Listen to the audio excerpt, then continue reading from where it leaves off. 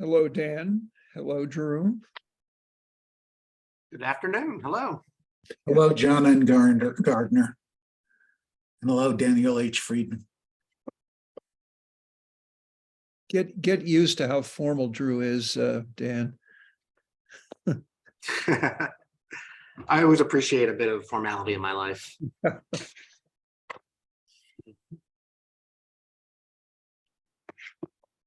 All right, last couple people are entering. We'll just give our monitor a chance to catch up with the waiting room, and then we'll get started.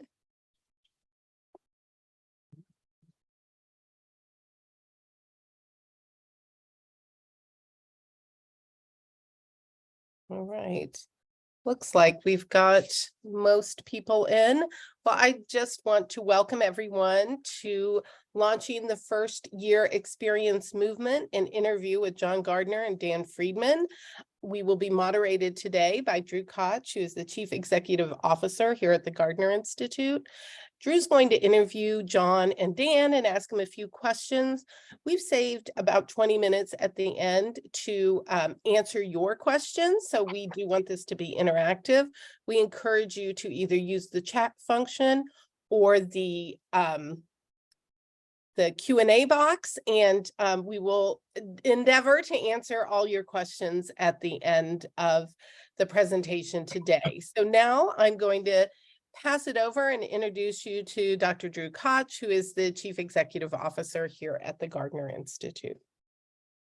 Katie, thank you very much. And good day to our colleagues from across the globe, actually, who have joined us for this conversation. I'm thrilled to be able to interview Turnabout Being Fair Play. One of my longtime teachers and mentors, Professor John N. Gardner, and also a teacher and a friend, Dr. Dan Friedman, right? It's great to be with both of you today. We're here because while they have written many things, they respectively have two new books out, right? John with a book focused on launching the first year experience movement, The Founder's Journey. John also contributed a foreword to a book that Dan was the lead on as the editor, co-compiler, co-author, a book called From Educational Experiment to Standard Bearer, the University 101 at the University of South Carolina. And we're going to talk about those books, ask some questions around them, but also just ask some questions more so broadly related to work in the first college year. And that's where I'd like to start with both of you as a way of both situating the work and allowing you to introduce yourselves to the audience. On one level, you may not need an introduction. On another level, you never quite know, do you? And who better than to introduce you all than yourselves, right? You introduce yourself respectively. So let's start it this way. The first question, obviously the first college year is a theme that spans both books. John, please tell us a bit about your first college year and how it's influenced your work. And by the way, Dan, you're up next, right? John, take it away for now. I was a mess. And the first year profoundly influenced the rest of my career and the rest of my life. As a matter of fact, it was a foundation for both. Very few people make a career out of their failure, but I decided to try to do that. I entered college 4 years before the Higher Education Act of 1965. It was very different then. I was an immature 17-year-old first-year student. I had to wear a beanie during orientation. My first grade report at midterms were 3 Fs, 2 Ds, and 1 A in physical education because I was a varsity athlete. My advisor observed to me, and I quote, "Mr. Gardner, you're the stupidest kid I've ever advised." He went on to become a college president, by the way. In summary, I was lonely. I was homesick, clinically depressed, I'm sure. No kind of help then for that. I had no purpose for being in college other than to do what my father asked, which was do it at least for 1 year. And then I wanted to go back and be a landscaped gardening expert. I had a little business with 6 teenagers who worked for me. I did not want to be in college. Not a great start. I bet Dan had a better start. I know he did. Well, but John, it sounds as if failure was a great teacher and it profoundly influenced you going forward. I don't want any first-year students to do as badly as I did. and experience what you experienced. So that in part is a big reason for why you're doing what you're doing, although you may not have known it in the fall of 1965, right? But it's tremendously shaped you. Now, speaking around the mid 1960s, it was a period about when Dan was born, but a few decades later. Rub it in, Drew. Nice guy. Dan too had a first year experience. So Dan, tell us about your first college year. And again, how has that shaped your work going forward? Well, John mentioned that he was a mess, and I would have been a mess if not for John's experience, because I think, as we'll get to later, we created this educational intervention known as a first year seminar that I had the benefit of taking. I got to take a first year seminar at Appalachian State University, and I think without that course, I might have had the same experience that John had. Now, I still struggled. In fact, we do, with our new faculty development and our initial training, we have them think back to their first year in college, and we have them do this kind of empathetic recall, and then we have them create a headline at the end of the semester. And my headline would have been, Friedman has fun, falls in love, fails physics. And so I kind of did it all. And some of those things are very interrelated, and some of it not. But clearly, if I had not had my freshman seminar experience, there's no way I'm graduating from Appalachian State University, and clearly not sitting here, you know. And when I think about just how the intersection here of the people involved in this call, and you know, and folks that John used to work with Randy Swain being the first person that called me to say, hey, you should think about starting at Appalachian State this summer and taking this course. And then 2 years later called me and said, hey, you should be a peer leader for this course. And I did that and found my way into higher ed.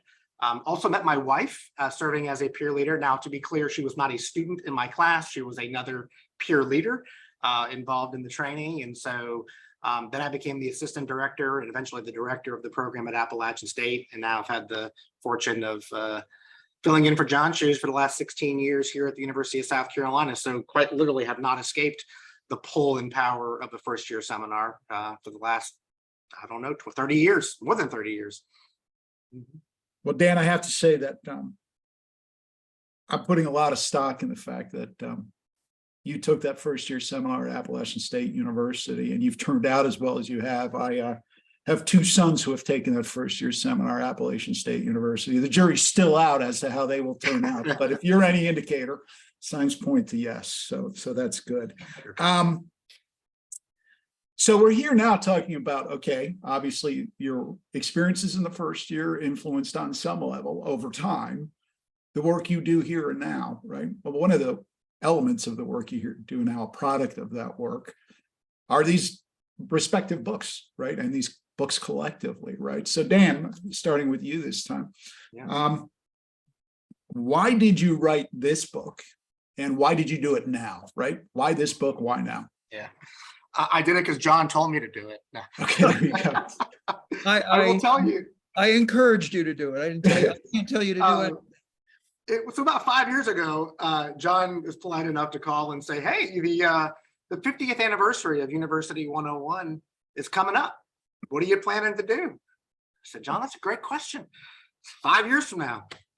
But you know, books take time. So I appreciated the nudge. And so we've done a lot of things to celebrate the 50th anniversary last year on our campus and across the country.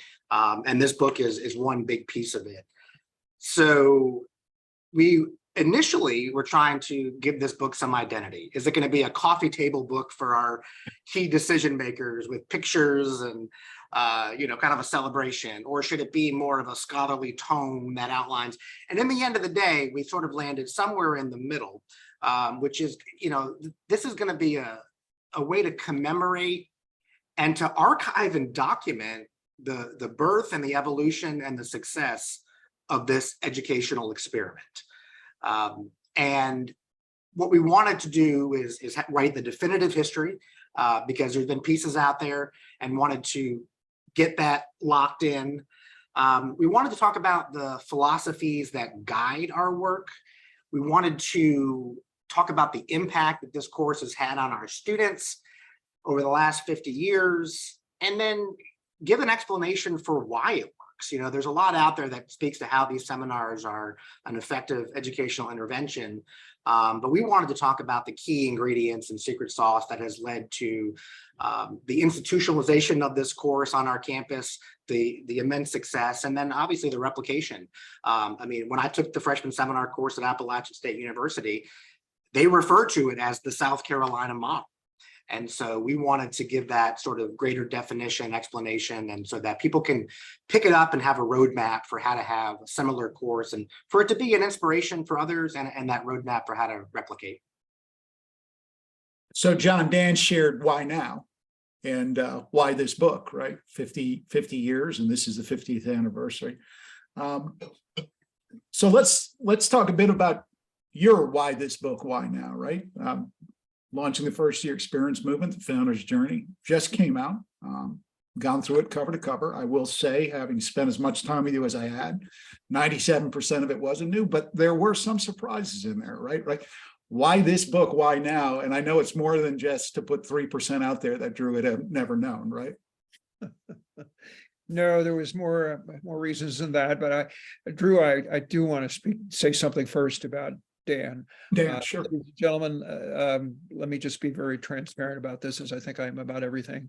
I am thrilled that Dan Friedman has assumed this role 16 years ago, and that he's still doing it and doing it with more passion and creativity. And anyway, this is one of the illustrations of this whole work. It's about long-time commitment and having lifetime missions that gets associated with and integrated with loyalty to an institution and all that the institution's trying to do for students. So one of the remarkable things about the University 101 program is it's had only 4 leaders in 50 years. And there's a stability to this innovation. So how do you stabilize innovations is a key theme. Anyway, why did I do this? Well, I needed something to do during the pandemic because my outside activities were greatly limited.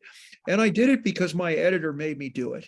And I believe my editor has longed on to this program. His name is David Brightman with Stylus Publishing, which has recently been acquired by Routledge Press. I've had a number of editors in my career. It's not that I can't keep them, but David is, as in the Latin, primus inter pares, just the first of or the best of the peer group. And I thought it would be fun to do something like this. I had not written a quasi memoir before. I thought it'd be fun, and it was about time. I'd been in the profession for 56 years, and I wanted to inspire others. We have a saying in the Gardner Institute that if John can do it, anybody can do it.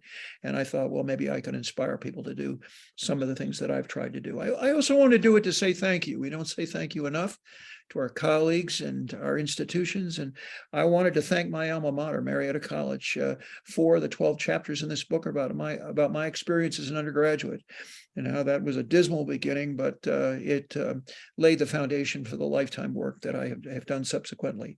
I also wanted to thank the United States Air Force. I don't know how you say thank you to the Air Force other than in my case in writing, but my Vietnam era service had profound impact on the work I ultimately did for college and university students. And I especially wanted to do this to thank the University of South Carolina, the original USC that made me whatever it is I am today. And the story of this course that led to a global movement.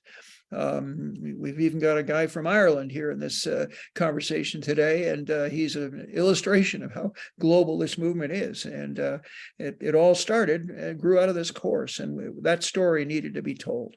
So that I thought I was appropriate to do that. And I also was trying to urge other people who were like I was once, born into privilege, raised in privilege, normally would go off to other pre-wealth occupations, or not pre-wealth, but occupations to college to pursue a pre-wealth and then to acquire wealth. And I decided I was going to do something else. And I'm trying to inspire others to step up to the plate to participate in what I call the unfinished civil rights movement. Oh, and I started to write this on Martin Luther King's birthday in January of 2021. I thought that was fitting. He inspired me when I was in college.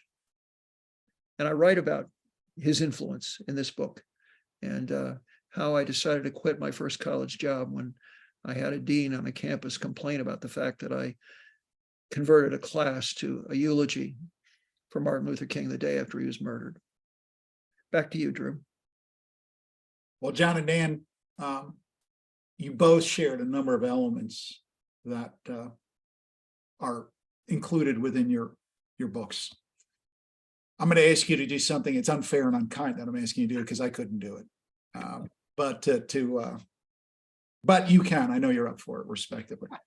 And that is simply, if you could summarize your book in one key idea. Oh, What is that idea, right? What's the big idea or the one big idea in these books? And since John said, "Oh, Drew," I'm gonna let Dan go first. That gives John a little bit of time. So Dan, go ahead. Sure. One big idea. Well, I think the shortest way, well, let me start here. This might be controversial. When I wrote this, it was really designed to be a testament to not just first-year seminars and the impact that these can have on students and on the campus climate and community, but to a particular type of first-year seminar. That this was really a testament to the extended orientation model of first-year seminars, which I believe in and think that have the most power for what students need in the next 50 years. So we know that, at least on our campus, the students we admit are going to be successful academically, with or without our help.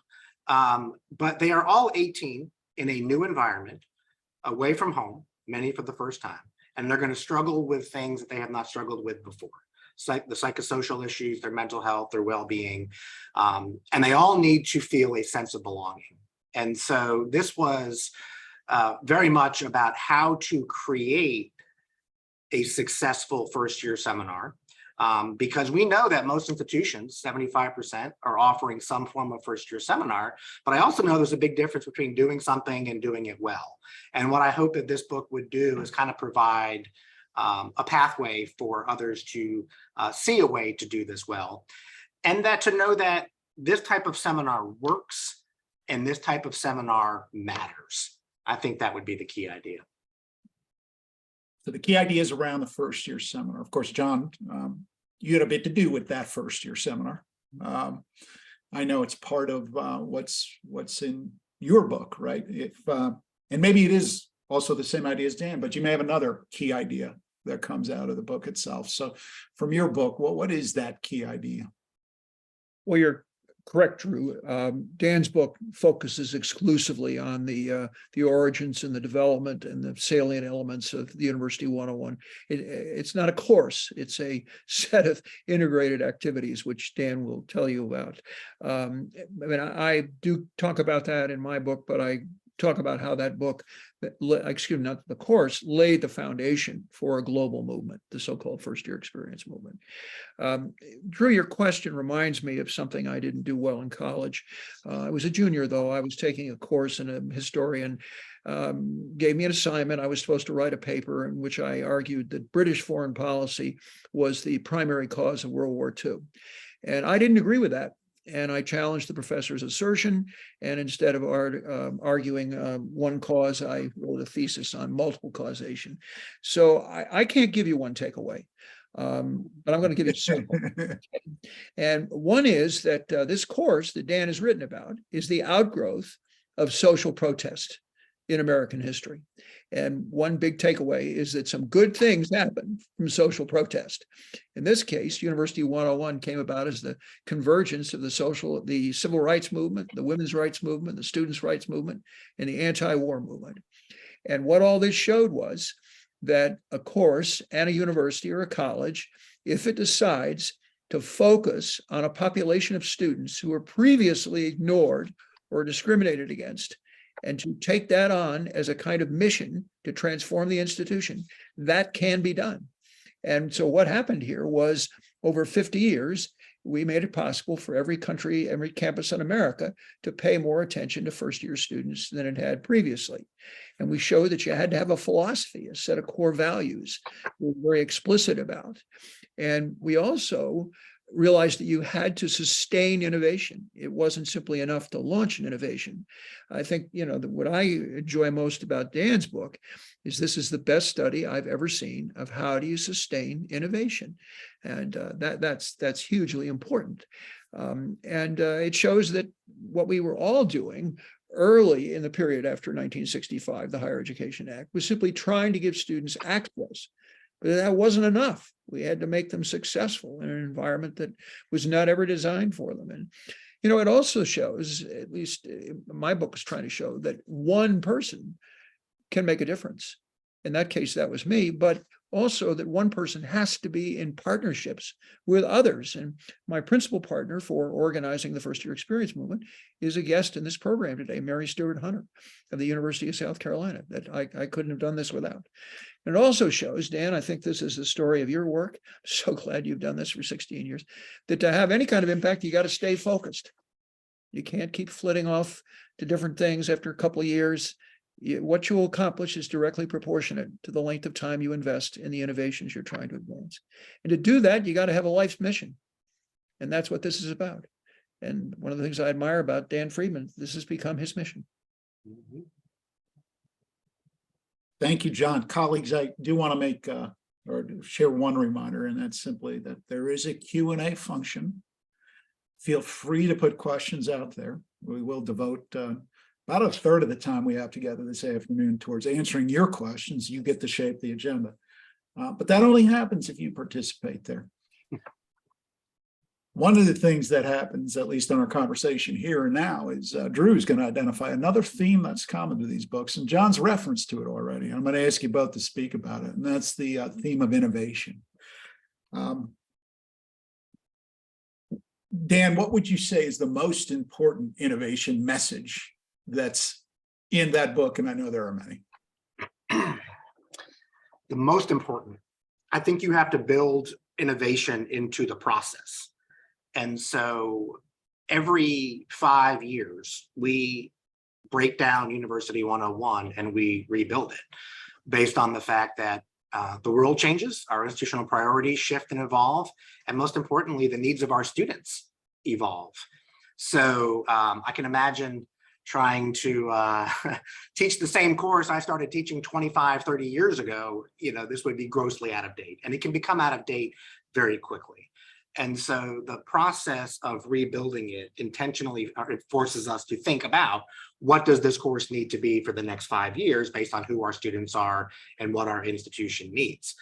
Through that becomes the partnerships involving everyone we can across campus, whether they teach or not, in that process of rebuilding it and developing the resources so that, as John said, everyone can see that this is the university's course. It doesn't belong to any one unit or department.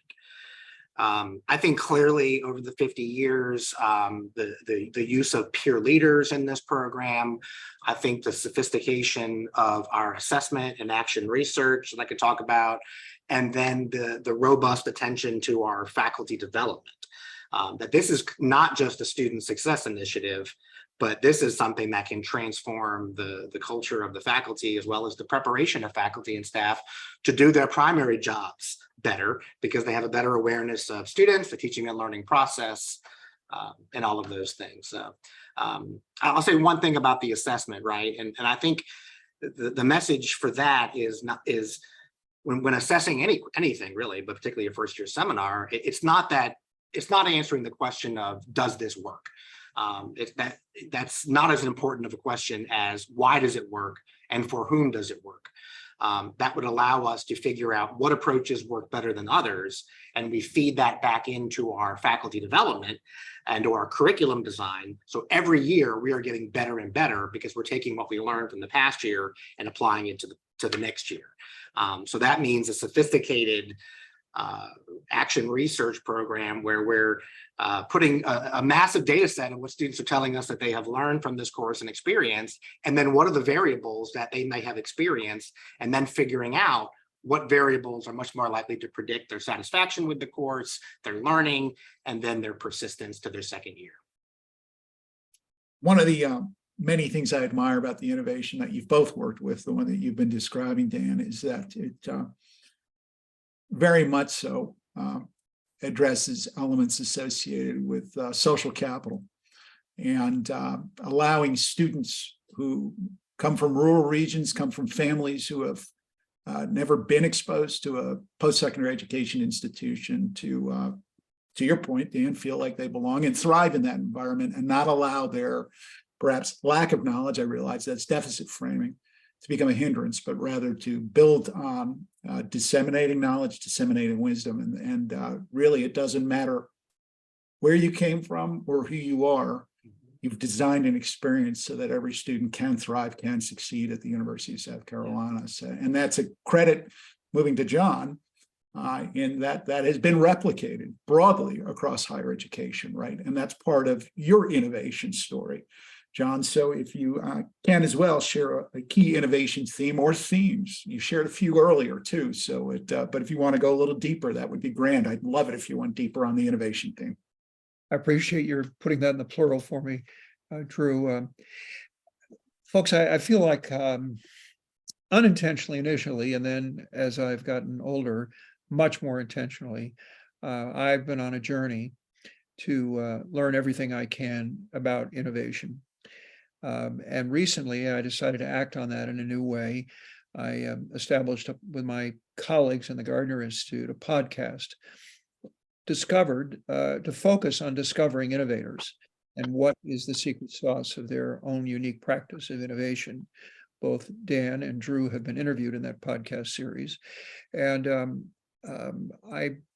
my own case, I began to learn about innovation for sure as an understudy to the first president I worked for at the University of South Carolina.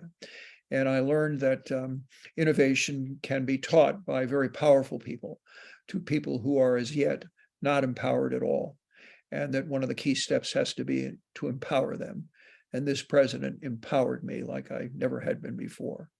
I learned that people can learn innovation and that they learn it especially when they're given opportunities to practice it. And they're much more likely to practice it if they are in communities that come together, that are convened for the purpose of practicing innovation. In 1999, my wife, Betsy Barefoot, and I, we had the privilege to create a new national nonprofit organization where the goal was, to put together a staff of people for whom everybody was to be given the freedom and the encouragement and the platform to innovate. And Drew is an example of that. He's been with us for 12 years now, Drew, something like that. So 14, but who's counting? Okay, well, so here we are, folks. There's a paradox. Most of us, I suspect, that are thinking about what you're hearing today, we work somewhere in higher education, and we have all these medieval traditions and practices that we're still carrying on. And some of those cultural elements inhibit change. And yet, to the contrary, we are the environment that is especially expected to produce the inventions and the discoveries that will transform our societies and extend life and all kinds of other extraordinary outcomes. So here we are in an environment, all of us, where there's unprecedented freedom to do research and experiment and to practice academic freedom, which now some would take from us. And so the question is, what are each of us doing with this extraordinary gift that we've been given? And that's something that I'm trying, and I suspect every one of you who logged on today is trying to answer for yourself. Drew, back to you, or Dan. I think it is Dan. I know Dan replied, but I do want to ask Dan a question, one more question, and then we're going to open it up to participant questions because there are a few that are adding up and we want to make sure we get to them. Both of your books have a set of recommendations within them, right? There's a chapter at the tail end of the book that you took the lead on, Dan, and for which John wrote the foreword. And John, there are QR codes at the end of each of the chapter with, thoughts and activities and recommendations, things along those lines, right? So both of them have recommendations within them. So again, being unfair, knowing you have many recommendations, what's the key one or two or more that you want to convey to our audience today? Dan, you go first, my friend. Okay. I'm going to do 4. In the That's spirit fine. of John Gardner, you asked for 2, I'll give you 4.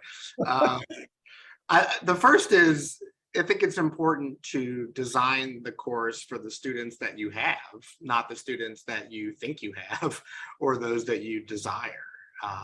And I think there are a lot of institutions that say, I want a certain type of first year seminar because they want to appear in a certain way on a prestige factor versus really doing some self-searching about what their students need from that experience. So sometimes it comes down to what can I sell to the faculty, and it becomes how do I create a course that faculty want to teach versus a course that students need to take in order to learn and foster their transition. So I think that's one thing. I think the other is that anybody who teaches knows that the course is only as good as the person who's teaching it. So we have to get the right people in. So you need to have the right policies in place for who can teach the course. And then you have to invest heavily in those folks and invest in their faculty development and the creation of high quality resources. I think that consistency, one recommendation says that consistency is nice, but quality is better. And sometimes consistency and quality are at odds with each other. And so we could certainly make the experience across our 300 sections this fall super consistent. But what we would do then is we would make it average. And we don't want our students to have an average experience. We want them to have an exceptional experience. And so flexibility for instructors is key, not just only for their buy-in, but we're going to have 6,000 students taking this course. One size is not going to fit all. So we're going to have to tailor the experience to the needs of our students in that class. And when you have that freedom, that allows you then to assess it on the back end and allows you to innovate. Because if everyone's doing the same thing, lockstep, same curriculum, then there's no way to get better. And it's arrogant because it presumes that there's only one right way to teach it. And you know what that right way is. And you're so certain that you want to replicate that multiple times over. So the flexibility, I think, is an absolute must when it comes to a good first year seminar that has multiple sections. Last recommendation is to focus on the process just as much or even more so than the content. This is not a course about information distribution. If you simply want your students to know things, there's much more efficient ways than having classes of 19 or 20. This is about them discovering these things through active learning and discussion and building community. What we know from our research, the #1 predictor of a student's decision to stay enrolled at our university as a result of the course is sense of belonging. And we've seen that at other institutions as well. Shouldn't be a surprise. So it is about making those friends, realizing that they're not alone, and creating that sense of affirmation and validation. And Drew, to your point earlier about some of our populations that are benefiting even at a disproportionate rate to this, that's the same reason, is that they know they're not alone in their struggles, and it becomes normalized. So they get a place where they can talk about solutions to that. But I'd argue the solution isn't even as important as the feeling of knowing they're not the only one with that struggle. So having that key place for those students to discuss that, have each other as a support system, and have that instructor and hopefully a peer leader as a mentor is what's going to lead to the success. Thanks, Dan. And thanks for seeing sort of the guardrails I put up, but recognizing they were low enough that if you wanted to do 4 instead of 2, that was just fine, because I know John's going to do the same thing. So John, recommendations on your end. Yeah, well, I want to start with elaborating on something I referenced earlier, that my first model for innovation was the first president I worked for. And this gentleman was a native of Mississippi who had done well in school there and was able to go to MIT on a scholarship and had an elite education. And he became a dean of the engineering school at Purdue and then came to the University of South Carolina. One of the things he saw fairly early in his term, he was the first president of a predominantly white Southern university to seek the federal government's support for what we now call the TRIO programs. And he brought TRIO to the University of South Carolina in 1966. And he saw there a laboratory for how to transform students.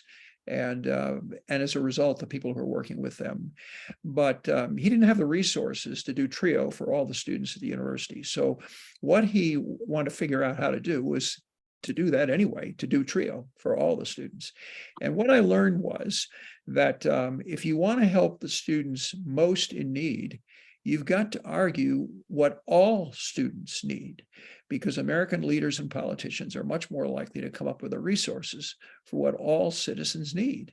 And so he developed a vision for how to do what he thought all first-year students at this university needed, which was to give them a set of experiences as a result of which they would love, that's spelled L-O-V-E, being at the University of South Carolina. And just think of that, teaching people to love the institution. Ladies and gentlemen, you can teach students anything you want. You got to decide what you want to teach them. I learned in the Air Force, they could teach me to kill. We don't want to teach these students to kill. We want to teach them to do other things. So, okay, that was the first thing. You've got to focus on the largest swath of students possible. And when you raise the standards for all, then everybody benefits, everybody wins. And the story of University 101 is about everybody winning. There are no losers here at all. Secondly, as Dan stressed, one of the key ingredients of the secret sauce is the efforts we make to develop not only the students, but to develop the faculty and the staff who work with the students. And once we invest that in them, they are more successful at developing the students. So the key recommendation is that whatever you can invest in the ongoing professional preparation of your faculty and staff is going to pay you as enormous dues. And you must not neglect the faculty. That's another big lesson we've had, and that if we want to advance the success of students, we've got to greatly increase the attention we pay to faculty development, particularly in the so-called gateway courses, which is part of Dr. Koch's life's work, where the DWFI grades that students are receiving directly correlates with the decision not to persist in college. To me, the real first-year experience now, as I talk about it, is this struggle to improve the performance of students in the gateway courses. And finally, a lesson for me is that we will be more successful with our students if all of us own the mission of American higher education to be an engine for change and a laboratory for experiment for the improvement of the quality of life in our country for all citizens. And some of us are being discouraged from that way of thinking by those on the right.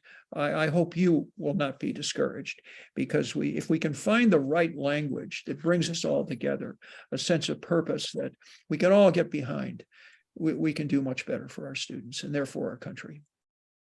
Drew?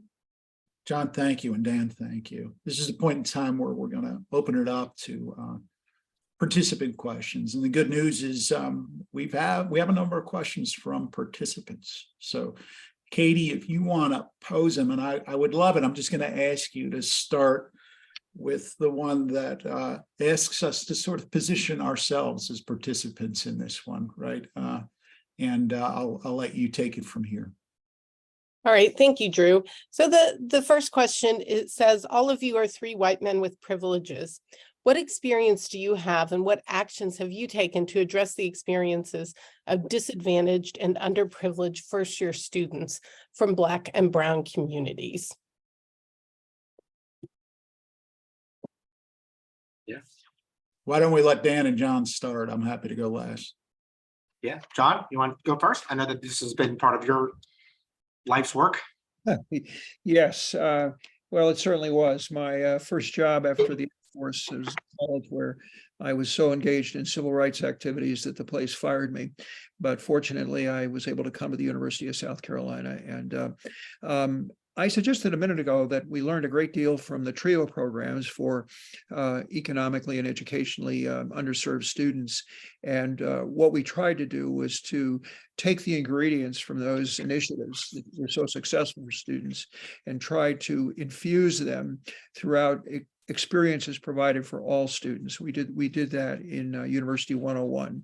We also made a special commitment, for example, through University 101 to offer sections for the TRIO students, for upward bound students before they became students, enrolled in college. Dr. Friedman is launching a new initiative this year for transfer students at the University of South Carolina, which disproportionately transfer students are more likely to be made up of the students that you are describing here in the question. I think another thing, everything we were doing in the first year experience work was focused on this idea of increasing academic and educational opportunity for the students we were taking. And Dan, maybe I can invite you to just speak a bit about how the 50-year assessment on University 101 has found that the greatest impact, I believe, as I understand from you, has been on the Black students we have. So for me, it's been underscored in all the work I've done in my career and in the work that I'm doing now in a nonprofit organization. If you'll go on our website and look at our mission statement, we are explicitly focused on the social justice aspects of this work, and especially in working with the types of institutions who have disproportionately the largest proportions of high need students to rectify these injustices, which became more and more evident to all of us in 2020. Dan? Yeah, definitely a white man with all the privileges inherent too. And my job then is to make sure that I am advocating for all of our students and the extent to which I can. So I feel like the work that we do in first year seminars is one of the greatest equalizers that a campus has to make sure that all students have the support systems necessary to be successful, particularly when it comes to that notion of belonging, affirmation, and validation. So we do know that our assessment data is extraordinarily strong when it comes to looking at differences between, let's say, our Black students that take U101 versus those that do not. And we're looking at a 15 percentage point differential in first to second year retention, which obviously then shows up in our 4 and 6 year graduation rates. Also, I would say that we talk about this in our curriculum, that we are talking about matters of privilege, we're talking about matters of values, we're talking about diversity, and we're talking about how to be anti-racist. And so that is part of the values and identity outcomes within University 101. And it is a great place to have those conversations because the students have already built that sense of community, that they have established the trust with their peers and can have really good, open and honest conversations. So I would say by furthering it and by fostering those conversations. Dan, John, thanks. I'll give a bit of context for myself on all of this as well, right? I was fortunate in that I was able to make a decision really around 1990 about what I didn't want to do, which also led me to what I did want to do. I am a son of immigrants.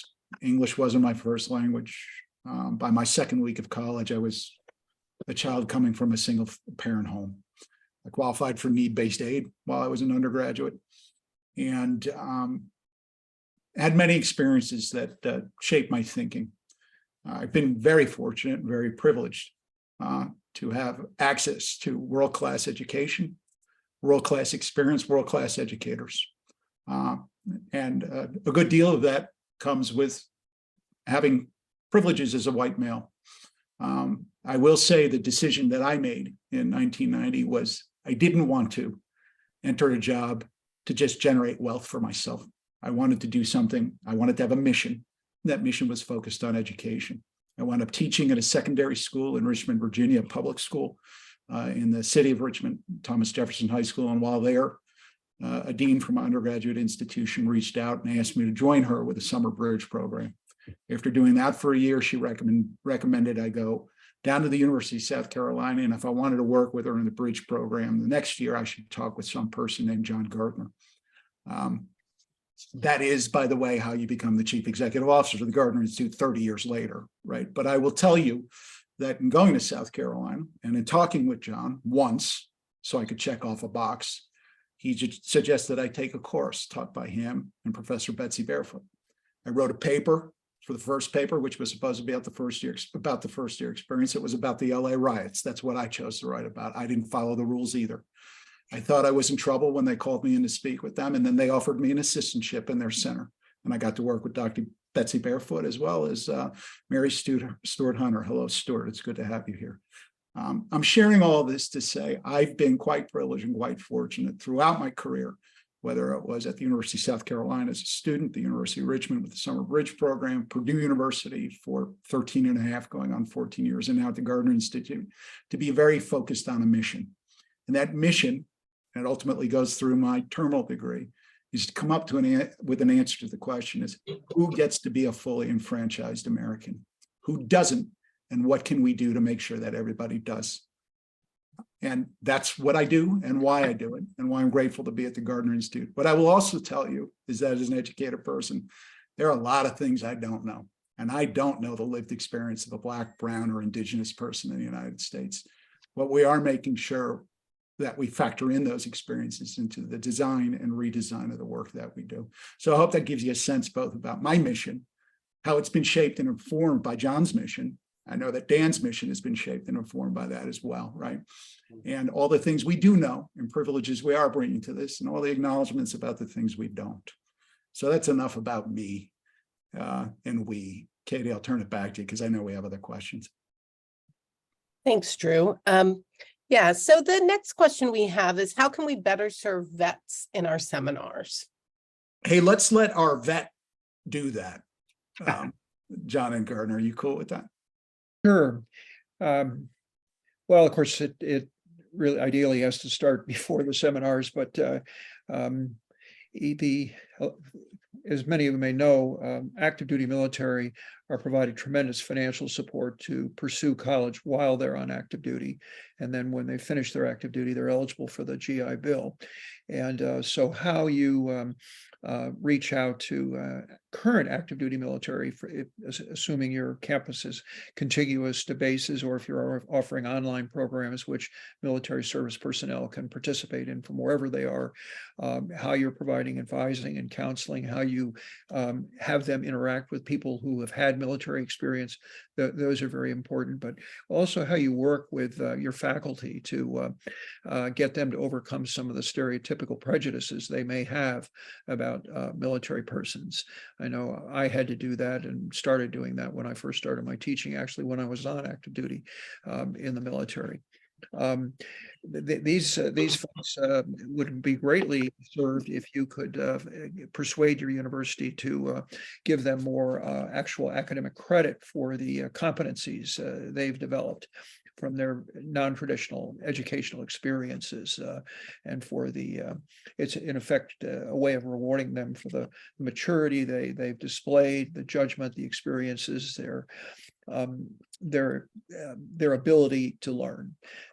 I don't have any panacea about this. I think that you've got to be a military veteran friendly place, and they deserve it, and they'll reward you in all kinds of ways for doing that. I found that when I started teaching, I had 3 different types of students. I had students I taught in an open admissions rural 2-year college in South Carolina. I had students in a nursing program in a rural hospital, and I had students on the military base where I was stationed. And by far, my military students were the best. They always did their homework. I never had to check on that. They participated in class. Many of them were much more traveled than I was. And the biggest surprise for me was how tolerant and open-minded. In that era, this was the part of our society that was the most integrated. And my students all of them were champions for living in a much more integrated society. So the 3 types of students I taught early in my career, I found my military students by far were the most satisfying for me as a faculty member to teach. Mm-hmm. And I let them know that. So I'm going to stop. We have another question that sort of ties into this. And it says, summarizing his book, Dan Friedman referred to students and said they're all 18.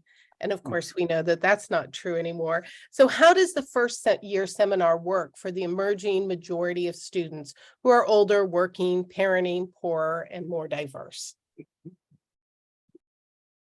Yeah, I was speaking about the students at the University of South Carolina, who 99% are, when they're starting their first semester as a full-time, first-time freshman or first-year student, are 18. Clearly, that is not the national demographic. I'll turn it over to John and Drew, but the one thing I would say is that first-year seminars will work for all those populations if the recommendation of it is tailored to the needs of the students is followed, that you're creating courses that would allow you to cover the topics in a way, the right content in the right way for that population. And we have transfer student seminars, and those students tend to be a little bit on the older side. Yeah, I just add, and I want to emphasize a point that Dan made. I realized I was the moderator, not one of the authors, but I'll just chime in here and add that the first year seminar in its many guises is well assessed. I'd argue one of the most assessed, if not the most assessed, post-secondary innovations, at least from a curricular standpoint, that I'm aware of. I'd encourage you to look at resources such as the Journal of the First Year Experience and Students in Transition, plus the monograph series that comes out of National Resource Centers for various and sundry exemplars of types of seminars and how you can modify or tailor them. But now I'm going to go with what Dan said. It works for all populations, but you need to know your students, right? You don't need to design courses for students you once had, think you have. Know your students and design them to meet the needs of your students, right? And Dan talked about a 5-year innovation model. That's a good rule of thumb to think about your own course. And when you do that, think about who are you serving and how have they changed. Sometimes student demographics will change much more quickly than faculty and staff awareness of those demographics. So that's why a regular routinized continuous improvement process is necessary with this. Yeah, and I think one other thing that I would add is that what we're talking about is a model, right? And we're talking about an onboarding model for onboarding any new person to a new environment. And so, I mean, we're using the same approach here for new faculty, having them have an extended orientation to their role.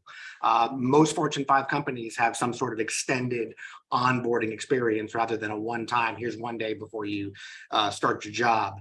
And so it's those philosophies and principles that need to be applied to help onboarding your new talent, regardless if they're 18, 45, 65, or whatever.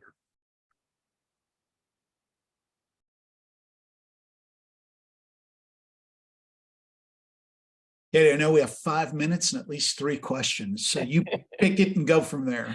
Yeah, sorry, that's so many good questions. So can you please talk about the difference in first-year seminars and their effectiveness in student success? One being based on a specific faculty's research and the other focusing on the skills and education needed to help a student transition into college. Yep. John, you want me to take that or? Absolutely. Yep. Well, there is a literature base on that. Not surprisingly, when you're dealing with educational research and social sciences, it is hard to definitively say or prove anything. Having said that, I'll give you 2 examples. One is I actually had an opportunity when I was at Appalachian State, and they were transforming from what was the South Carolina model, the extended orientation seminar, into what is known as an academic theme, the one that you mentioned, where faculty get to choose their own topics of interest, and use that as a chance to assess the efficacy of those 2 types of interventions. What we found was that no difference in retention rates, and that was 1 semester retention rates. But there was a difference in students' perceptions of their knowledge base when it comes to students, their resources available to them, well-being, and a couple of others I can't remember. And that article is in the Journal of the First Year Experience, maybe over a decade ago. I would say from personal experience, you take this anecdotally as you will, we get a lot of calls from institutions that offer these faculty theme seminars asking about our seminar, with the premise that it's sort of not achieving all of the ends because they're focusing more narrowly on one specific topic rather than all of the things that a student might need as they transition and onboard into a new environment. So clearly institutions have to make a call for what they think is best for their students, their culture, what they can sell, what they can get approved. But where I stand, as I mentioned, wrote this book as sort of a defense of the extended orientation model.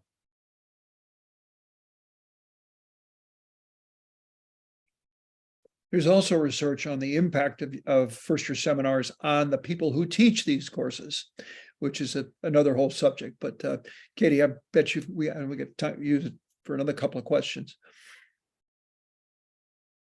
We have 2 minutes. We'll try to, how about one last question? I think this one is a good one. Dan, in your 5-yearly takedown and rebuild of the first year experience, are there perennial nuts that consistently fail to crack? What's the biggest challenge is how I would look at that. Oh, I was about to say, I'm not sure I understand the question, but Are there challenges that span multiple 5 years, right? Persistent issues or opportunities? Well, I mean, I'm not sure I quite follow that question, because I mean, we have challenges, and but we're rebuilding the course based on what the students need. I would say as we move into this next phase of this, we are less likely to make changes to the learning outcomes because it's what our students are telling us they need.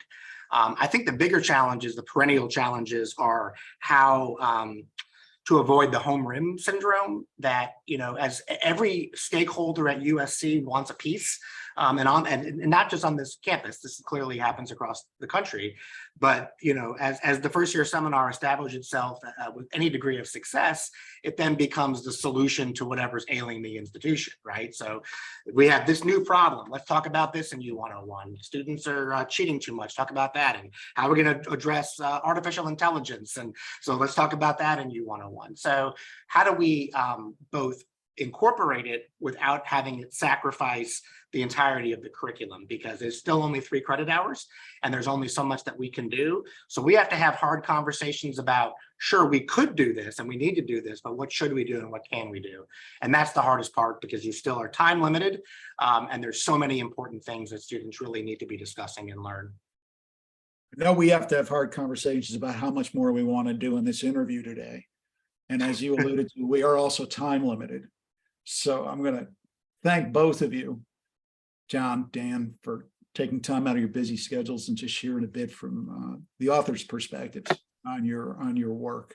Who knows? Maybe we'll do this again to pick up where we left off. But in order to do that, it would help if folks maybe picked up the books, right? Took a look at them. And by the way, the Gardner Institute doesn't derive much of anything out of any of this, right? This is not about selling books. This is about making sure you get access to great ideas.